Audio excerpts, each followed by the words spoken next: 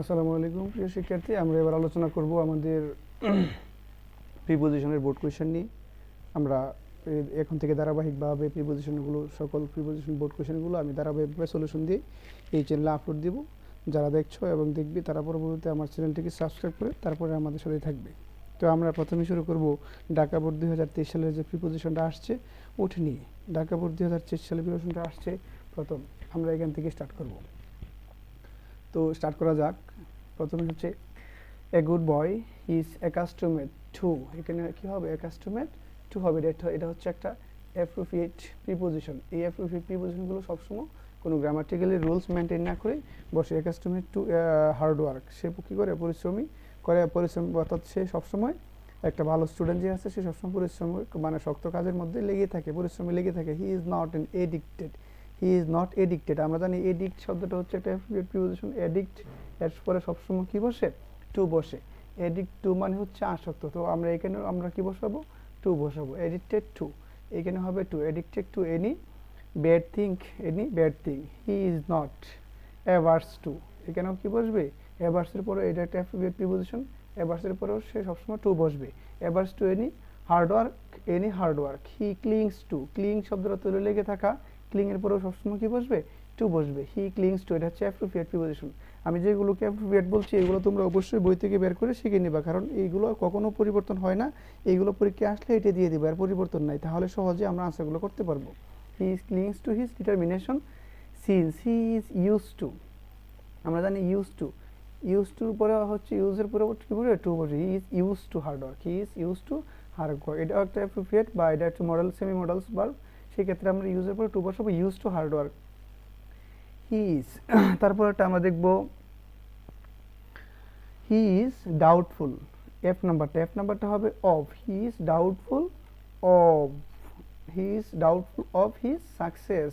সে তার অর্থাৎ তার সফলতা নিয়ে কোনো সন্দেহ করে না। He is very much conscious. G নাম্বারটা, he is very conscious of মানে সচেতন, কনসিয়াস অফ মানে হচ্ছে সচেতন। এটা একটু মাথায় রাখতে হবে, এটা একটা appropriate preposition. He is very much conscious of his duties. He is not boastful, বুস্টফুলের পরে সবসময় আমরা কি বসাবো? অফ বসাবো। Boastful of, boastful of his talents, মানে সে তার মেধা নিয়ে কখনো কি করে না? অহংকার করে না। তারপরে হচ্ছে হি বিহেভস ওয়েল, সে ভালো আচরণ করে সবার সাথে। তাহলে with, he behaves with all, সে সবার সাথে কি করে? ভালো ব্যবহার করে। আমরা কি এখানে লিখে দিলাম? He behaves with all, well with all, সে সবার সাথে কি করে?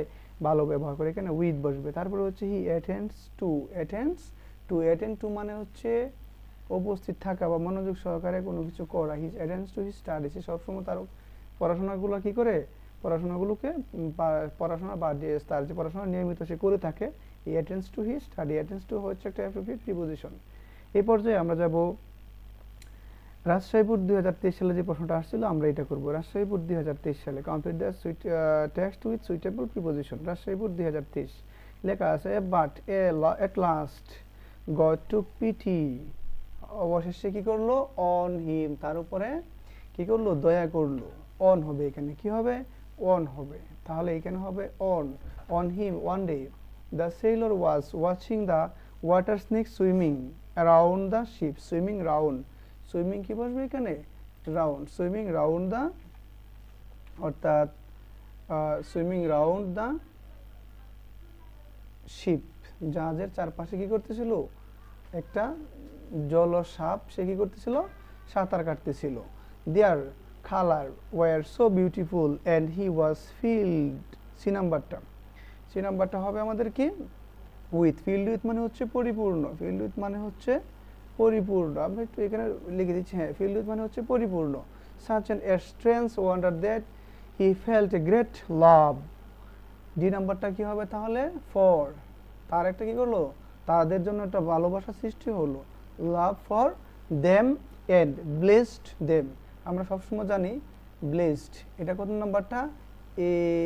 এটা হচ্ছে ব্লেসড দেম, ই নাম্বারটা হচ্ছে ফ্রম হিজ হার, তার থেকে, তার অন্তর থেকে একটি তাদের জন্য একটা ভালোবাসা কি করলো? সৃষ্টি হলো। At once the dead albatross fell, কি করলো, ইনটু হিজ নেক। ফেল ডাউনও বলতে পারি আমরা, ফেল ইনটুও বলতে পারি, ফেল ডাউন অথবা ফেল ফ্রমও বলতে পারি। এখানে ফেল ফ্রম হিজ নেক, আমরা বলবো fell from his snake into the sea. আমরা এবার বলবো কোথায়, সাগরে ফেলে দিল, যখন তাকে সাগরে কি করলো, ফেলে দিল। ইনটু দ্য সি, যখন তাকে সাগরে ফালানো হলো কোত্থেকে, নৌকা থেকে, বা অ্যালবাট্রস পাখিটাকে, মৃত পাখিটাকে।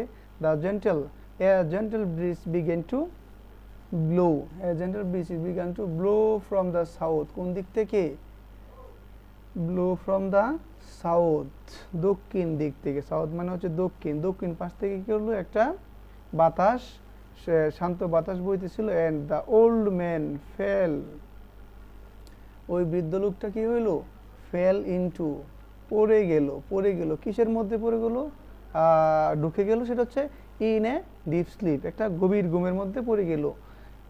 when he woke up it was raining and he fell trash again, thus the old man was relieved of মানে হচ্ছে বুঝতে পারা, of his suffering বা মুক্তি পাওয়া, মুক্তি পেল, সে কোথায় পেল, মুক্তি পেল, তার কষ্ট দুর্দশা থেকে সে কি করলো, মুক্তি পেল। আমরা এবার দেখব পরবর্তী যে বোর্ডটা আছে, আমরা এখানে ক্লিক করব, আমরা এখান থেকে পরবর্তী বোর্ডটা আমরা একটু দেখে নেব। এই বোর্ডটা, এটা কোনটা, সেটা হচ্ছে যশোর বোর্ড 2023 সালে যশোর বোর্ড। আমরা এখান থেকে যশোর বোর্ড 2023, যশোর বোর্ড 2023 আমরা দেখে নেব, যশোর বোর্ড 2023। আচ্ছা, তো আমরা এখান থেকে কি করব, যশোর বোর্ড 2023 দেখব।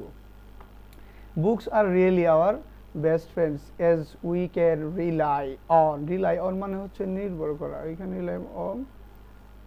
রিলাই অন আমরা কি দেবো, এখানে রিলাইয়ের পরে সবসময় কি বসবে, অন বসবে, রিলাই অন দেবো। আমরা তাদের উপর কি করতে পারি, নির্ভর করতে পারি। হোয়েন উই আর বোর্ড মানে তাদের উপর আমরা একটা নির্ভর করতে পারি, বা তাদের উপর একটা আমরা আস্থা রাখতে পারি। When them we are bored, যখন আমরা বিরক্ত ফিল করি, upset, depressed or lonely and inward, they share, তারা কি করে, আমাদের সাথে শেয়ার করে, সেই ক্ষেত্রে হবে with, they share with us, তারা আমাদের সাথে কি কি শেয়ার করে, আমরা দেখি এবার। আস ইনফরমেশন এন্ড নলেজ, জ্ঞান এবং বিভিন্ন ধরনের তথ্য আমাদের মাঝে কি করে, শেয়ার করে। হোয়েন এবার উই নিড, যখন আমাদের যা কিছু প্রয়োজন হয়। They enable to have a glimpse of cultures, এখানে বসবে of, glimpse of cultures. Traditions আর history, geography, health and psychology and many other subject aspects of life. Good books always guide us. ভালো বইগুলো সবসময় আমাদের কি করে, গাইড টু মনে হলো পথ প্রদর্শন করা বা পথ দেখানো, এটা মনে রাখবেন, ডেফিনেট থেকে আসছে। গাইড টু মানে পথ প্রদর্শন করা। রাইট পাথ আমাদের জীবনের, ইন লাইফ আমাদের জীবনে, আমি বলছিলাম ইন লাইফ, ইন বসবে কখন, যখন জীবনে এ বিভক্তি থাকলে সেখানে ইন বসবে। তাহলে আমাদের জীবনে reading good books helps us understand the world around better, understand world around better, অর্থাৎ ভালো বইগুলো, ভালো যে বইগুলো আমাদেরকে হেল্প করে বিশ্বের সব কিছুকে ভালোভাবে বুঝতে, আমাদেরকে কি করে, ভালো বইগুলো আমাদেরকে হেল্প করে। তো সো এখানে অ্যান্সারটা হবে অ্যারাউন্ড, কি হবে, এফ নাম্বারটা হবে অ্যারাউন্ড। হোয়াইল রিডিং বুকস যখন আমরা বই পড়ি, we build a new and creative thoughts, images and opinions, thoughts and opinions in our, কি বলছে এখানে, আমরা কি করি, ইন আওয়ার মাইন্ড, আমাদের মনের মধ্যে একটা কি করতে পারি, এই একটা অপিনিয়ন, মতামত তৈরি করতে পারি, আমরা একটা চিন্তা চেতনা করতে পারি। This habit helps us explore life, আর এই অভ্যাসটা আমাদেরকে জীবনে কি করে, এক্সপ্লোর করতে সাহায্য করে। কি করে, সাহায্য করে, explore from life from different perspectives. In other words, অন্য কথায় বলতে গেলে, it has several positive effects, এটার আরও কী কী আছে, গুরুত্বপূর্ণ আরও কয়েকটা প্রভাব আমাদের জীবনে আসছে।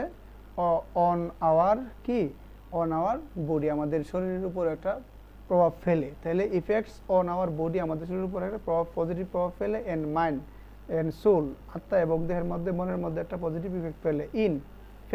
ইনফ্যাক্ট মানে প্রকৃতপক্ষে the habit of reading is one of the, এটা একটা সুপারলেটিভ স্ট্রাকচারে আসছে, ওয়ান অফ দ্য একটা ফ্রেজাল ওয়ার্ড, এরপরে আমরা সবসময় অফ বসে, ওয়ান অফ মানে one of the best, superlative structure হচ্ছে one of the best qualities of a person. ধন্যবাদ সবাইকে। আমরা এভাবে প্রত্যেকটা